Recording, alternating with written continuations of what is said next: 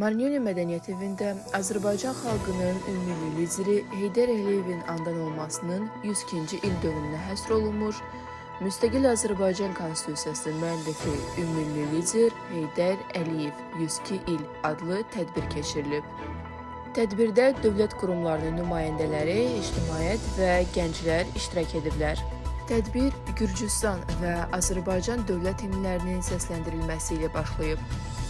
Himnləri Teos nəzdində fəaliyyət göstərən azyaşlıların Gürcü dili oxu klubunun üzvləri ifa edib. Daha sonra tədbiri giriş sözü ilə Azərbaycanın Gürcüstandakı fövqəladə və səlahiyyətli səfiri Faiq Quliyev açıb. O, Ulu Öndərin həyatı, fəaliyyəti və müstəqil Azərbaycanın qurulmasında göstərdiyi xidmətlər barədə geniş məlumat verib. Marnyoni meri Kənan Ömərov çıxışında Heydər Əliyevin Gürcüstan-Azərbaycan əlaqələrinin inkişafında oynadığı mühüm roldan danışıb.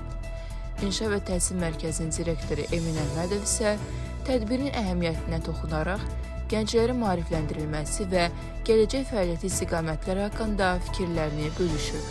Tədbir musiqili çıxışlarla davam edib. Gənc istedad Şaban Məmmədov, İyamzı Caxili və Marnyoni Mədəniyyət Mərkəzinin musiqi kursunun üzvü Nino Oloşvili Azərbaycan və Gürcü dillərində mahnılar ifa ediblər. Ardınca Teos nəzdində fəaliyyət göstərən Buta rəqs ansamblı Gürcü və Azərbaycan milli rəqslərini təqdim edib. Tədbir çərçivəsində gənclərin təhsil, mədəniyyət və idman sahəsindəki nailiyyətlərinə görə müxtəlif mərkəz və təhsil ocaqlarının rəhbərləri təltif olunub. Uğur qazanmış gənclərə diplomlar təqdim edilib. Həmçinin 2024-cü il ərzində Teosda kursları uğurla bitirmiş 102 iştirakçıya sertifikatlar təqdim edilib.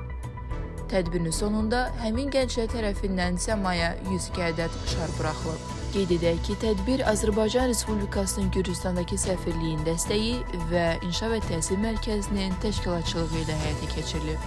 Bugünkü tədbirimiz Ulu Öndərin 102 illik doğum gününə həsr olunubdur. Düşünürəm ki, maraqlı bir tədbir oldu, faydalı bir tədbir oldu. Ulu Öndərin həyatı, fəaliyyəti gənclərimiz üçün bir örnəkdir. Düşünürəm ki, ənənəvi olaraq 10 may tarixində elə Marnyoni Mədəniyyət Evində bu formada tədbirləri həyata keçirməyə ehtiyac var və biz İnkişaf Təhsil Mərkəzi olaraq bu tədbiri edəcəyik. Tədbir Azərbaycanın Gürcüstandakı səfirliyinin dəstəyi ilə İnkişaf və Təhsil Mərkəzinin təşkilatçılığı ilə həyata keçirildi.